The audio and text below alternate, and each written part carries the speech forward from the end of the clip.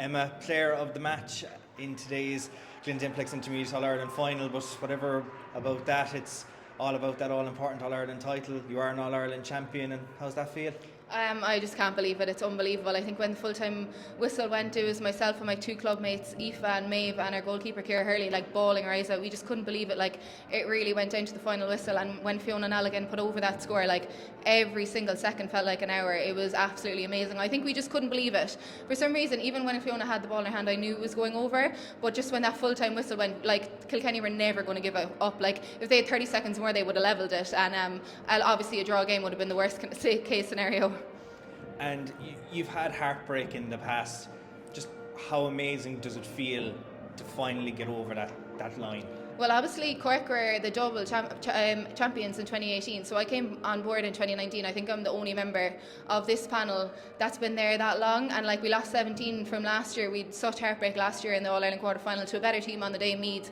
But like, I don't know, just over those years, like even all the time and commitment that goes into it, I'm absolutely buzzing. Like, and obviously with the rules the way they are, like, you know, we could sit out for 2 years now because we are champions, and then there's talks of them getting rid of the second team. So all week we had it in our head, I was like, this could be my last time playing in a Cork jersey. If it isn't, great, but like, you know, that saying tomorrow might never come, so I just wanted to go out with a bang, and I'm absolutely delighted. And it's 2 Player of the Match awards in succession for the full back line. Aoife got it in Thurles. I spoke with her after that game. I'm speaking with you now after today, and you know, a strong backbone for a team is your defence, and you had to be alert today. I know Kilkenny got their scores, but you hindered them a lot of the time from trying to add to that lead in that second half.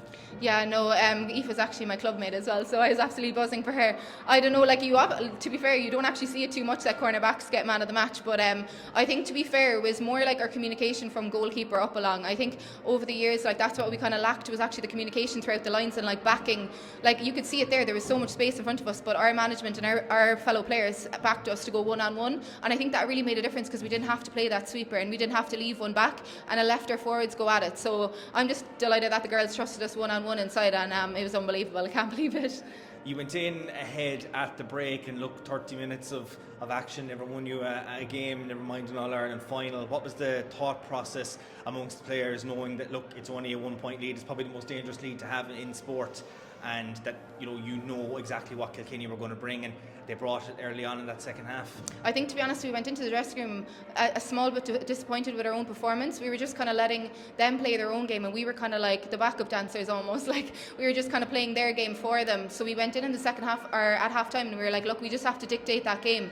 We had to win it more around the middle. Like, they were winning a lot of ball around the middle and like driving it into their full forward line. So I'm absolutely, like, I think even the work rate in the second half was just like a different team. In the first half, we were missing a ball and then kind of like hoping for the best to win it back. With us in the second time, like, we weren't giving them any option, we were winning it back. So I think at half time, to be fair, I think it was just a chance to be like, look, we've only half an hour, look how quick the first half went. We either go out and grab that trophy or we hand it to them. So absolutely delighted with that second half, in fairness, and girls played unbelievable.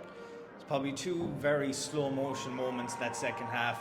Clena's goal that just trickled along the ground and eventually found the net, and then the point that won it. When you saw that ball go over the bar and the time that was on the clock, did you think, just finally, we were just waiting for that final whistle to sound? Yeah, I actually saw Fiona with the ball, and like, I had my hands on my head and she put it over the bar, and like, I literally looked at the ball going over the bar, and then I looked at the scoreboard and I was like, oh my god, and then I looked at the time and I was like, okay, we can hold on to this. And like, I think as well, like, you always want to be that team that's the 1 point up, like, and I think it was, what was it, a minute and a half left on the clock or something, or was it only 30 seconds? And I just knew we were going to hold on. Whatever it is about this team, we always go out fighting, and like, if we get any lead at all, we'll hold on to it. So absolutely delighted, and fair play to Fiona Nalligan. Like, what a score, and she's just back from injury. Like, I'm so happy for her.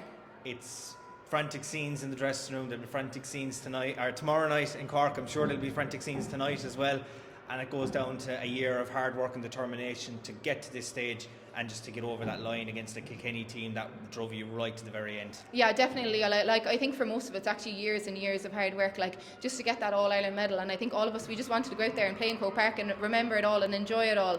And like, we went back actually late this year, but like, we were saying we couldn't even remember some of the stuff we did, like the training camps and the hard work in the snow and the rain and everything. And just to have that all, like, just completely worth it. You always hear people say it's worth it when you win an All-Ireland. So it's just, I'm absolutely delighted to be able to say it's definitely worth it.